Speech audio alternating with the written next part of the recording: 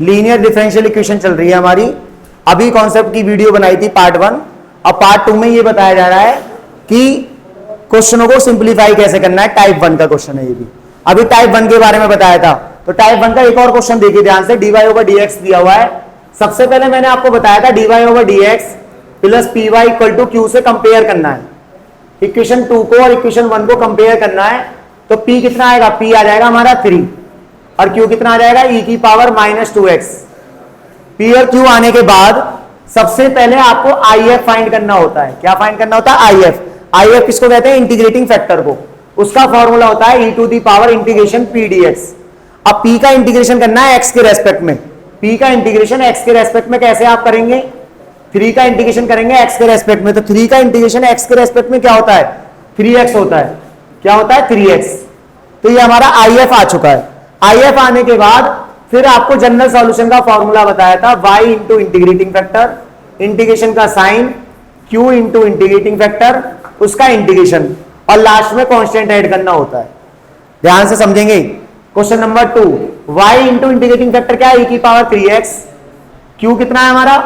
e की power -2x, और if कितना है? e की पावर 3x। लास्ट में कांस्टेंट ऐड करना है। तो आप देख रहे हो दोनों की मल्टीप्लाई हो रही है और दोनों की पावर बिल्कुल वेरी बेस सेम है, पावर अलग अलग है। जब बेस सेम होते हैं तो मल्टीप्लाई में पावर प्लस हो जाती है। तो -2x को और 3x को जब आप प्लस करोगे तो ये आ जाएगा y इंटू ई की पावर 3x, और माइनस का 3x प्लस का 3x माइनस का 2x कितना हो जाएगा? e की पावर x हो जाएगा। क्या हो जाएगा? e की पावर x, क्योंकि 3x पावर और -2x पावर को ऐड करके क्या आएगा? x आ जाएगा। तो पावर ऐड होकर क्या आ जाएगी? x आ जाएगी। क्लियर है सभी को? तो x का इंटीग्रेशन क्या होता है? e की पावर x का, e की पावर x का इंटीग्रेशन होता है e की पावर x। e की पावर x का इंटीग्रेशन हो गया, फिर e की पावर 3x से डिवाइड कर देंगे। तो डिवाइड करके क्या आएगा? e की पावर x अपॉन e की पावर 3x अपॉन e की पावर 3x। ये वाली पावर कट जाएगी, माइनस हो जाएगी। ये हो जाएगा e की पावर माइनस का 2x। x में से 3x माइनस कर दिया। कैसे माइनस करा? ध्यान दो, इस तरीके से माइनस कर दिया। e की पावर x माइनस 3x, ये वाली पावर ऊपर जाके माइनस की हो जाएगी। ये पावर क्या आएगी? -2x आ जाएगी।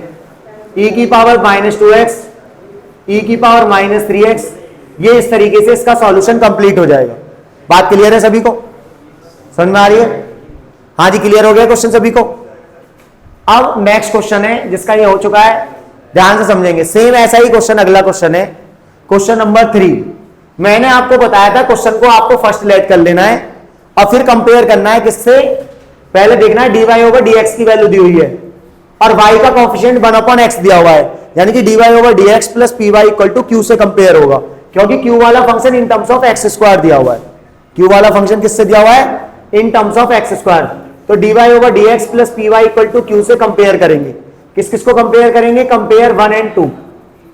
कंपेयर 1 एंड 2 दोनों को कंपेयर करोगे तो y का कोएफिशिएंट क्या कहलाएगा?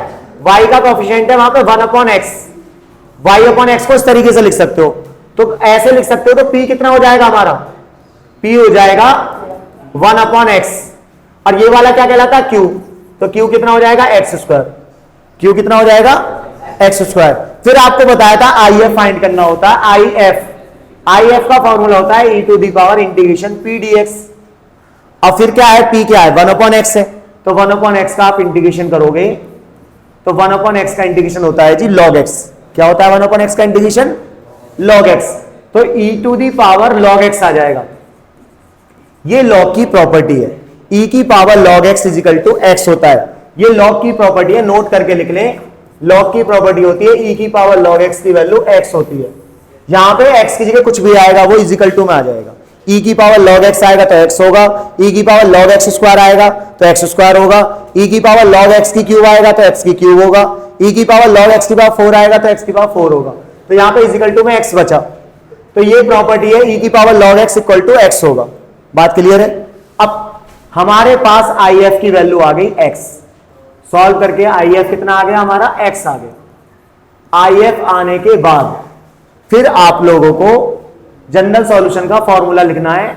जनरल सॉल्यूशन का फॉर्मूला है y into integrating factor q into integrating factor का प्रोडक्ट, और जो भी आंसर आता है प्रोडक्ट करके उसका इंटीग्रेशन है x के रेस्पेक्ट में। x के रेस्पेक्ट में इंटीग्रेशन करना है, तो y इंटू इंटीग्रेटिंग फैक्टर आया x, q कितना है हमारा, q है हमारा x स्क्वायर, और if कितना है x, इसका इंटीग्रेशन करेंगे, x स्क्वायर का और x का इंटीग्रेशन करेंगे, मल्टीप्लाई करके क्या आएगा, x की क्यूब का इंटीग्रेशन करना है। तो x की क्यूब का इंटीग्रेशन क्या होता है, x की पावर n वाले फॉर्मूले से करेंगे, yx इजिकल टू हो जाएगा x की पावर 4/4 प्लस c। फिर आपको यह भी बताया गया है y की वैल्यू फाइंड करनी है जनरल सॉल्यूशन बनाने के लिए, y की वैल्यू निकालने के लिए x से डिवाइड करना पड़ेगा, तो ये x से डिवाइड हो जाएगा, y इजिकल टू हो जाएगा x की पावर 4/4 और x से डिवाइड, और यहां पे c/x, एक x से एक x कट जाएगा, तो y इजिकल टू आंसर आएगा x की क्यूब अपॉन 4 प्लस c/x। तो कंप्लीट आंसर जो बनेगा इसका वो ये बनेगा y इजिकल टू x की पावर 3/4 प्लस c/x। इस तरीके से इसका कंप्लीट सॉल्यूशन करेंगे। क्वेश्चन नंबर 3 है हमारा एनसीईआरटी की बुक से, एनसीईआरटी की बुक है हमारा, चैप्टर 9 चल रहा है, differential equation, topic linear differential equation पढ़ा रहे हैं, और ये इंपोर्टेंट क्वेश्चन माना जाता है। क्यों इंपोर्टेंट है, इसका रीजन क्या है इंपोर्टेंट होने का, क्योंकि यहाँ पे e की पावर log x की प्रॉपर्टी लगती है, बहुत सारे स्टूडेंटों को ये प्रॉपर्टी लग नहीं रह पाती है, इस वजह से ये क्वेश्चन उनका गलत हो जाता है। तो इस वजह से ये क्वेश्चन इंपोर्टेंट है, इसलिए आपको बहुत अच्छे से रिवाइज करना है, इसको प्रैक्टिस करनी है। आज जो 3 क्वेश्चन कराए हैं उन तीनों में से ये क्वेश्चन मोस्ट इंपोर्टेंट क्वेश्चन है अभी तक का। अब अगले क्वेश्चन की बात करते हैं, ये भी उसी रिलेटेड क्वेश्चन है, उसी टाइप का रिलेटेड क्वेश्चन है। क्वेश्चन है dy/dx, यहां पे y का कोएफिशिएंट sec x है, वो p के से कंपेयर होगा, और इक्वल टू में tan x है वो q हो जाएगा। इसे इक्वेशन 1 लेट कर लेते हैं, dy/dx plus sec x into y equal to में tan x है, इसको इक्वेशन 1 मान लेते हैं। कंपेयर कर देंगे dy/dx plus py equal to q से कंपेयर कर देंगे, दोनों को कंपेयर करेंगे 1 और 2 को, तो p की वैल्यू आ जाएगी sec x और q की वैल्यू आ जाएगी tan x। p और q की वैल्यू आने के बाद फिर रूल कहता है IF फाइंड करना है। IF का फॉर्मूला होता है, IF निकालने का e to the power integration p dx। IF निकालने का फॉर्मूला है e to the power integration p dx। अब p क्या है यहां पे, sec x है, sec x का इंटीग्रेशन करेंगे। sec x का इंटीग्रेशन का फॉर्मूला होता है बेटा जी, sec x का इंटीग्रेशन का फॉर्मूला सभी को याद होना बहुत जरूरी है। यहां पर sec x का इंटीग्रेशन का फॉर्मूला लगेगा, sec x का इंटीग्रेशन होता है log sec x plus tan x, ये मोस्ट इंपोर्टेंट फॉर्मूला है, e to the power log sec x plus tan x। यहां पे e की पावर log x की प्रॉपर्टी यूज होगी, e की पावर log x की प्रॉपर्टी होती है x, तो ये IF आ जाएगा हमारा sec x plus tan x, ये हमारा IF आ चुका है। IF आने के बाद फिर आपको इसका जनरल सॉल्यूशन फाइंड करना है। जनरल सॉल्यूशन फाइंड करने का फॉर्मूला होता है y इंटू IF, IF की वैल्यू आई है sec x plus tan x is equal to q into IF, sec x plus tan x तो हो जाएगा IF, और q कितना है हमारा tan x। अब इसका मल्टीप्लाई करके इंटीग्रेशन करेंगे और लास्ट में कांस्टेंट ऐड कर देंगे। तो हम इसका सॉल्यूशन किस तरीके से फाइंड करेंगे, y into sec x plus tan x,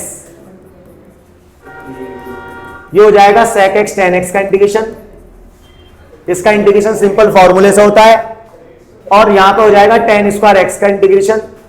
tan square x का ट्रिग्नोमेट्रिक स्पेशल वाले फॉर्मूले से होता है, tan स्क्वायर x को sec स्क्वायर x माइनस 1 लिखना होता है, तो इसको तो ऐसे लिख देंगे sec x plus tan x। sec x tan x का इंटीग्रेशन का फॉर्मूला होता है sec x। tan square x का इंटीग्रेशन करने के लिए फॉर्मूला ब्रेक करना है, sec square x minus 1, sec square x minus 1 का इंटीग्रेशन करना है, तो हो जाएगा y into sec x plus tan x, ये ऐसे ही रहेगा। sec स्क्वायर x का इंटीग्रेशन होता है tan x, और 1 का इंटीग्रेशन होता है x, और प्लस में c आ जाएगा, और इससे डिवाइड कर देंगे, तो डिवाइड करके आंसर बनेगा sec x plus tan x minus sec x plus c upon sec x plus tan x। तो ये इसका कंप्लीट आंसर बन जाएगा। इस तरीके से इसका जनरल सॉल्यूशन हम फाइंड करेंगे, जनरल सॉल्यूशन इसका फाइंड करेंगे इस तरीके से। ये इंपॉर्टेंट